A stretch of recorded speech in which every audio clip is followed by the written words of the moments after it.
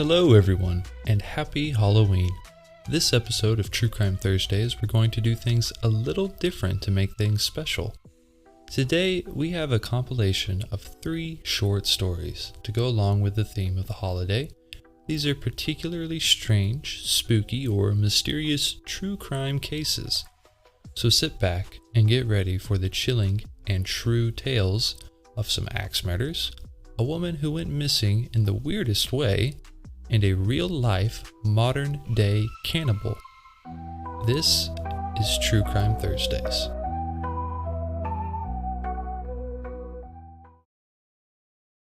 TCT is a true crime series. Characters and events are derived from historical accounts, though all dialogue and monologue is a work of fiction written and produced by World Canon and intended for dramatic purposes only, unless otherwise noted. No dialogue or monologue from characters should be taken as historical fact, nor are exact reflections of the characters in real life. Warning: some episodes of TCT may contain descriptions of violence. Listener discretion is advised.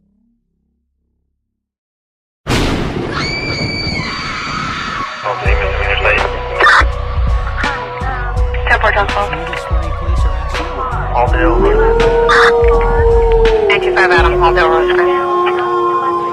What's the warrant order? And it's for 4116 DW, David Williams.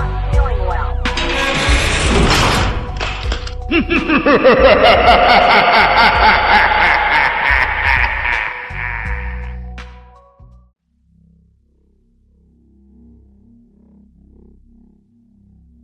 Number 1. The Axe House Murders. In the late afternoon of June 9th, 1912, in Villisca, Iowa, the Moore family, a very well-liked, kind family of the small community, were getting ready to leave their home on 508 East 2nd Street. Josiah and Sarah Moore were parents to 4 children: Herman, age 11, Mary, age 10, Arthur, age 7, and Paul, age 5. With them were 2 of the young girls' friends, Ina and Lena Stillinger, ages 8 and 12, who were invited over to spend the night. That evening, the family were going to the Presbyterian church down the street for a children's program. The 2 adults and 6 children walked to the church for the event which Sarah Moore herself had planned. The family, and especially the children, had a great time well into the night and didn't arrive back home until nearly 10 p.m. The family and 2 guests got ready for bed, and after some more time of visiting and probably getting the girls and their friends to settle down and go to bed so Josiah and Sarah could get some sleep. The next day, the kids planned to enjoy a warm summer day to play after doing some chores, including feeding their chickens, and Sarah was going to make a nice breakfast for everyone to enjoy, and of course Josiah had to go to work, so no play for him. In the early morning hours of June 10th, as the family slept soundly, a large stranger sat in the attic. He, if it was a he, extinguished the cigarette he was smoking, the second one he had puffed through while waiting for the family to fall asleep. Once he was sure it had been long enough, he scooped up the axe he had found in the Moore's backyard and quietly crept down from the attic and into a closet on the 2nd floor where the door to the attic was located. His first targets were the 2 adults which slept in the master bedroom next to the closet. Before going to the bed, the intruder first went to the parents' dresser where he quietly opened the drawers and took out an armful of clothes. With these, he covered any mirrors in the room and went as far as covering any exposed glass from the dark windows. What he was about to do was so vile, he didn't want to be able to see himself, or else he might not be able to finish. Once he was sure he wouldn't have to look himself in the eye, the axe wielder stalked to the side of the bed. Likely, he went for Sarah first, as her wounds were the cleanest. First, he covered her head with some loose sheets, and using the sharp side of the axe, he swung down hard, burying it in her skull. Somehow, her husband, though sleeping right next to her, wasn't woken by this, and the killer went to his side of the bed. He covered Josiah's face with the sheets, then flipped the axe to the blunt side, before bludgeoning Josiah's skull.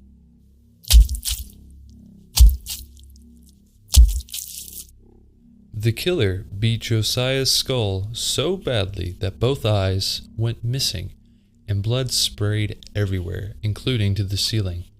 Once he was done, most of Josiah's face was caved in. Then the killer turned to go down the hall, covering windows and mirrors as he made his way to the children's bedroom. Once there, he repeated what he'd done in the master bedroom, covering anything that gave off a reflection, before moving to the first of his young victims. It's unclear as to what order he killed the Moore's children in, but they all suffered the same fate as their father. Going from one small bed to another, the killer covered their heads and bludgeoned the children with the blunt side of the family's axe, crushing their skulls in their sleep. Still, to this point, the murderer had managed not to wake any of his victims. After he finished with the Moore's children, the killer returned to the master bedroom to inflict many more wounds on the two adult bodies, where he spilled a shoe full of blood. Once he concluded his work, he then quietly crept downstairs, making his way to the guest room, where the two Stillinger girls slept. He first went to where young Ina slept, bringing the axe down hard on her small head. It was at this point that the first and only of the victims woke and saw the killer. 11-year-old Lena Stillinger sat up and screamed. She saw a large figure looming over her little sister and holding a bloody axe. The killer quickly turned towards her with his weapon over his head, ready to bring it down. But Lena was already moving, and as he swung down, Lena held her arm up in defense. The axe glanced off her arm, slicing through her flesh. Lena tried to flee, but the killer grabbed her. She fought him though, and they wrestled as the man tried to bring his axe up to deliver the killing blow. During the fight, Lena's dress came loose and she lost her undergarments, either torn off her or somehow dislodged in the struggle. The killer finally knocked her to the bed sideways and brought the axe down on her head. The following morning, at around 7 a.m., Mary Peckham, the Moore's neighbor, noticed none of the family, which were usually early risers, had gone outside yet. She went and knocked on their door, but received no answer. Ever the good neighbor, she decided to give them a hand and let their chickens out for them, then called Josiah's brother, Ross. Ross came over and also knocked on the house's front door. After no answer, he used his copy of the house key and entered, where he found the 8 victims with clothes and sheets covered in blood. Police were immediately called and the crime scene closed off for investigators. The bodies were inspected and the rest of the house searched. Nothing was stolen, but all the mirrors in the house were covered in clothes. In the kitchen, they found a couple other bizarre details. There was a large bowl of bloody water, perhaps where the killer had washed himself and the axe. The axe itself was leaning next to the door between the kitchen and the front porch, and next to that was a 4-pound slab of bacon from the Moore's refrigerator. Investigators had no clue really to who was guilty. Neighbors were brought in and instructed to try swinging the axe to see if any were capable of committing the murders, which is the strangest method of investigation and completely rendered the ability to use fingerprint analysis pointless. It took a while, but suspects were found. Most prominent were Reverend George Kelly and Paul Mueller. Reverend Kelly was a traveling minister. He had an acute mental illness from a mental breakdown as a child. Kelly had arrived in Villisca on June 8th, just 2 days before the murders, and participated in the event at the Presbyterian church the Moores attended. Most telling was he boarded a train at the nearby station shortly after 5 a.m., June 10th, supposedly telling other passengers about 8 dead souls who had been killed in their sleep. Mind you, hours before the bodies were discovered. He was arrested and brought to trial, where he confessed, saying God had whispered to him to, quote, "Suffer the children to come unto me." During the trial, evidence was gathered against the Reverend, showing him to be promiscuous. He was known to often ask girls to pose nude for him. However, he recanted his confession, and the jury became deadlocked over his verdict. The man was obviously crazy, and they couldn't tell if what he told about the murders was based off of committing them or simply crazy speculations. 2 years later, he was arrested for sexually harassing a woman through the mail. After this, police once again arrested him for the Moores murders in 1917, which he once again confessed to, but recanted afterwards. Ultimately, he was acquitted after 2 separate trials. Paul Mueller was a convicted serial killer, who at the time was still on the move. Paul was a drifting murderer who went from town to town, but always used the same method: an axe to the head of his victims, which he first covered with some cloth, blocked the windows with curtains or sheets, then washed himself and the axe in a bowl of water.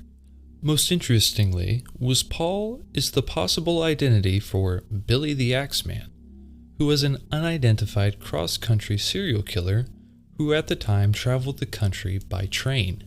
He would stop in random towns, then seemingly at random choose a house near the train tracks. The Moore's home was only a few short blocks from the station and on the edge of town. Then hence, the name Billy the Axeman would use an axe to bludgeon his victims to death.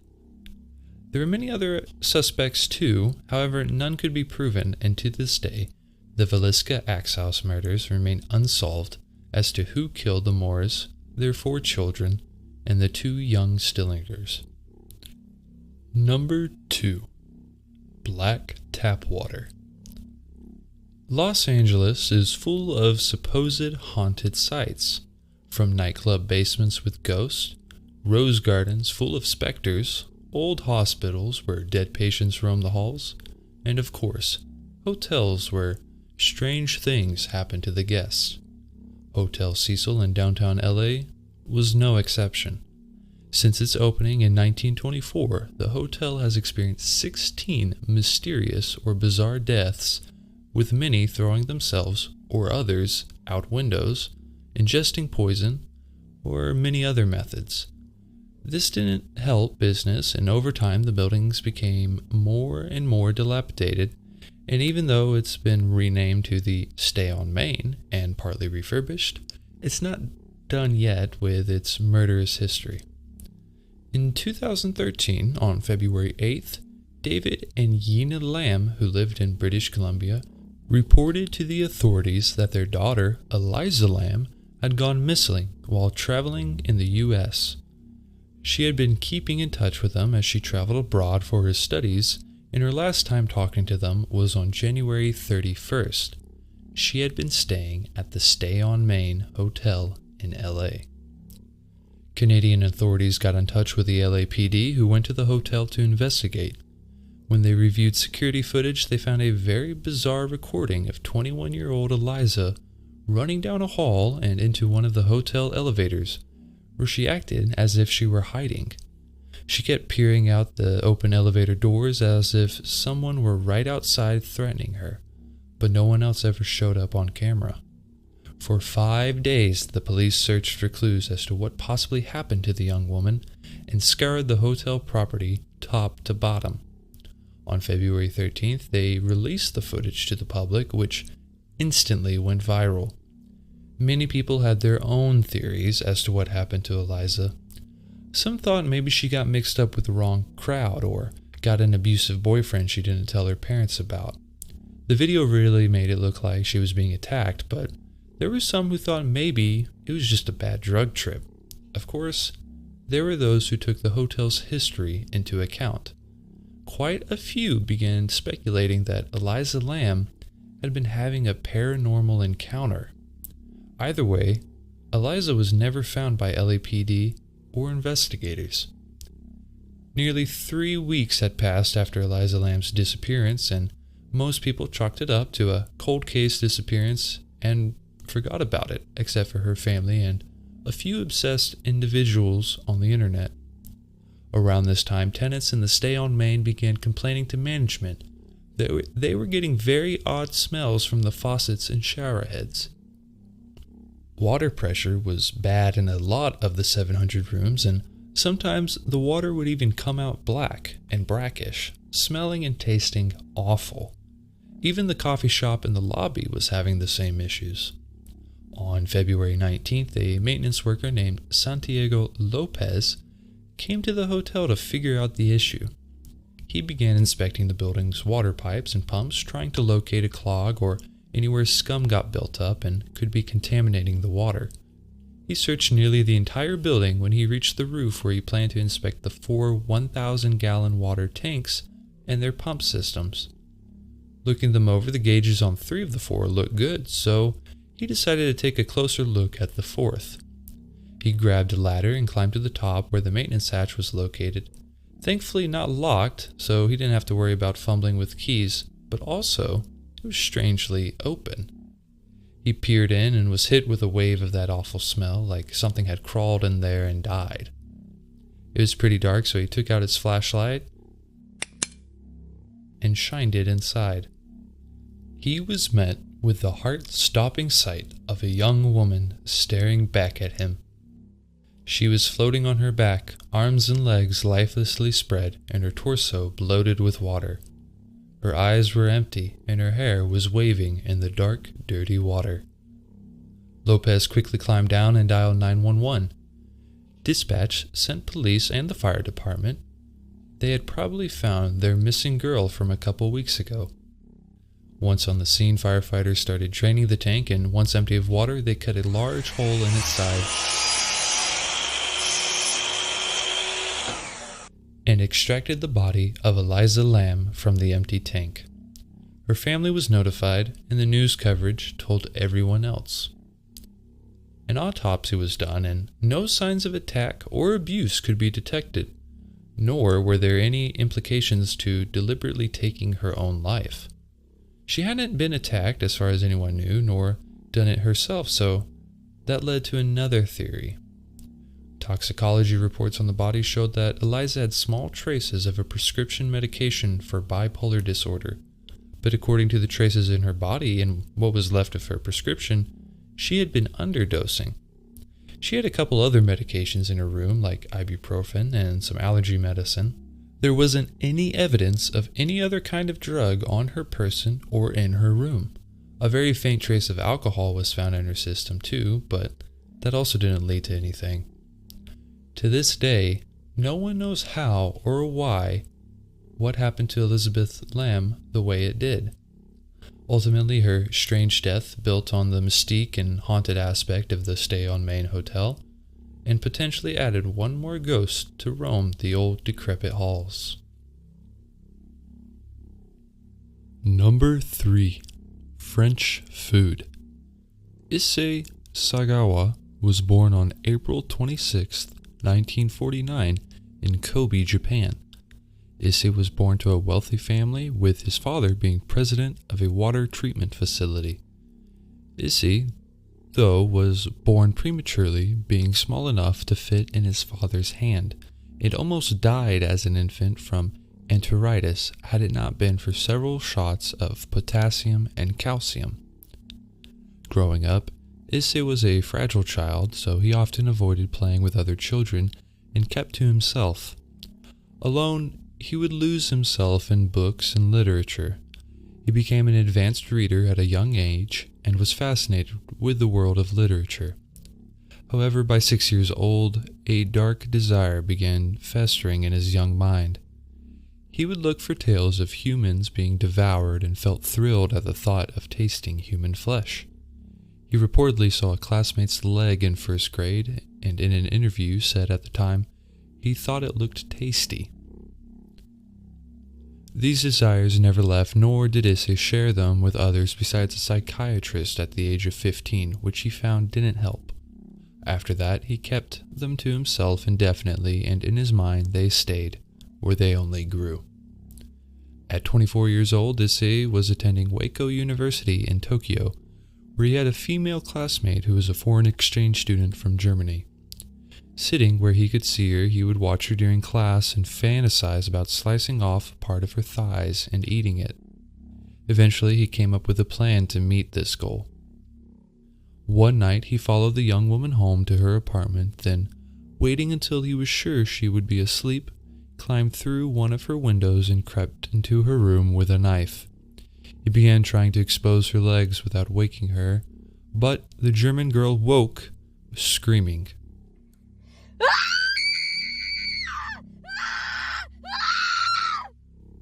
and knocked Issei to the ground, who panicked and gave up his attempt. He was arrested on attempted assault but didn't confess why he was really there. Being the son of a wealthy man with a reputation to keep, his father was able to pay a settlement to the German woman as compensation, and the charges were dropped. 4 years later, when he was now 28 years old, Issei moved to France in pursuit of a literature PhD. Once there, he fell deep into the nightlife of Paris where he was staying. According to his own word, he would bring a prostitute home with him almost every night and would try to convince himself to kill her in order to eat her, but never went through with it. After another 4 years, Issei would finally bring his lifelong fantasy to life. Recently, up to that point, he had struck up a friendship with a Dutch woman named Renee Hartveld. They would often study together and just hang out after classes. Eventually, the two came to trust each other pretty well and grew close, even beginning somewhat of a romance. Issei was attracted to her health and beauty, two things he greatly lacked, being very frail and, in his opinion, quite ugly.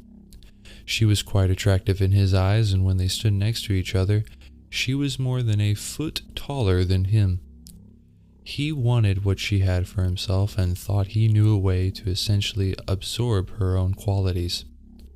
On June 11th, 1981, Issei invited her over for dinner to his apartment in downtown Paris near the Bois de Boulogne Park. He told her he needed help translating some poetry for a school assignment. When Renee arrived that evening, he gave her a seat at his desk while he went to prepare dinner. As she was working on some of the poetry, Issei quietly walked in with a rifle he had purchased and shot Renee in the back of the neck.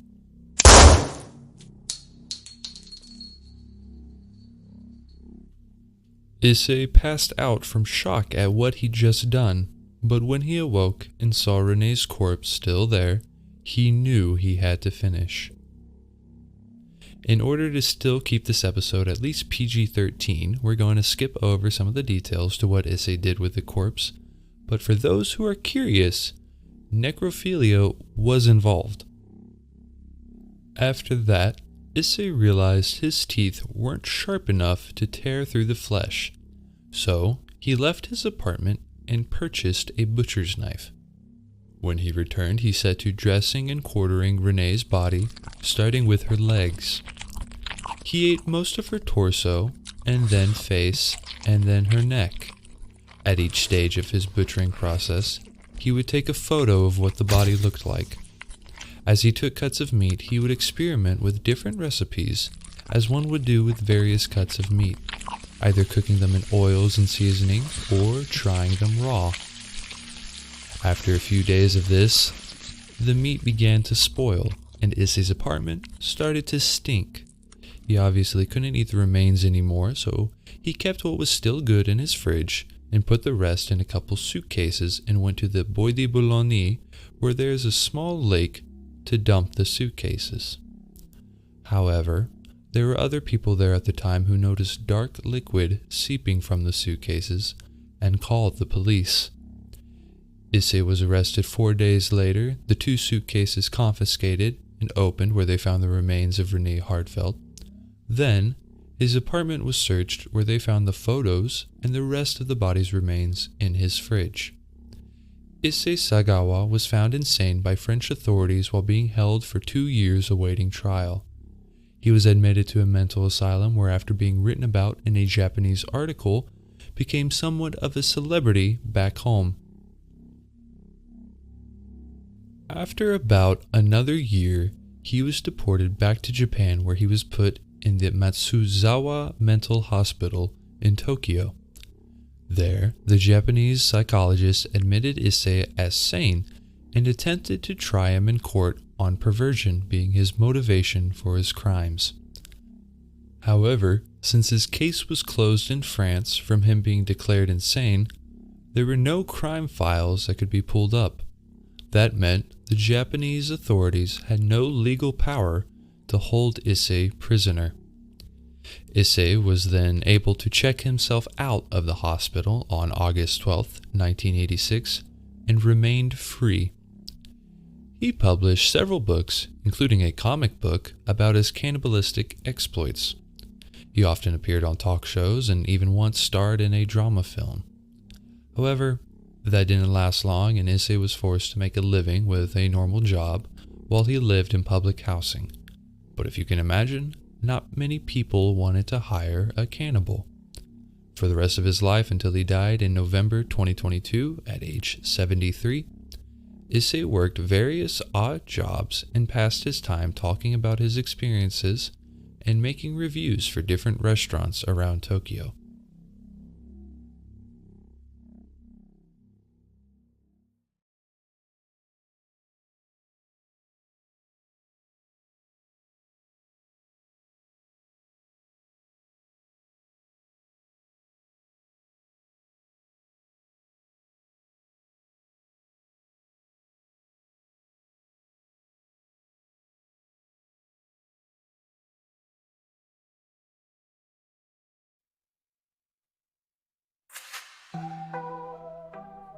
Well, there you have it, folks. 3 crazy, wacky, little, very violent stories. I told you last TCT we'd do some more gruesome true crime episodes to come, and I figured Halloween was a good time to start that.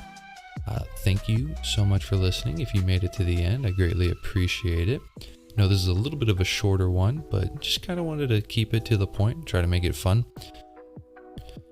And if you are celebrating Halloween, maybe going trick-or-treating, remember to check your candy for razor blades or other things people put in there, and also leave the people who keep their porch lights off alone. They don't want to be bothered. Don't be that person. Don't be that type of guy that sends your kids up to the dark porch. Those people are just trying to sleep. Alright, Halloween is on a Thursday this year. Folks have to get up for work. Don't bother them. Or else I'll put razor blades in your kids' candy. Anyway, thank you for listening. Hope you enjoyed this episode, and please join us next week.